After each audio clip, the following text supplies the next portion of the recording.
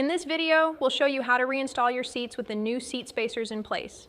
For this step, you'll need your socket, the 3 lower seat spacers, and the 4 extended bolts. First, install the driver's side spacer. To make this easier, we're using a piece of tape to hold it in place. Just ensure the tape doesn't block the bolt hole.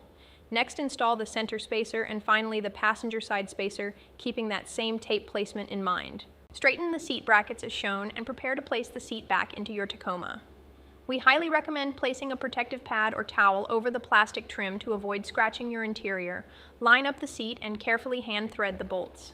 Make sure you get at least 3 to 4 full turns before using a tool, as these bolts cross-thread easily. If they feel stubborn, it helps to jiggle the seat slightly to get the threads started, once the driver's side is secure.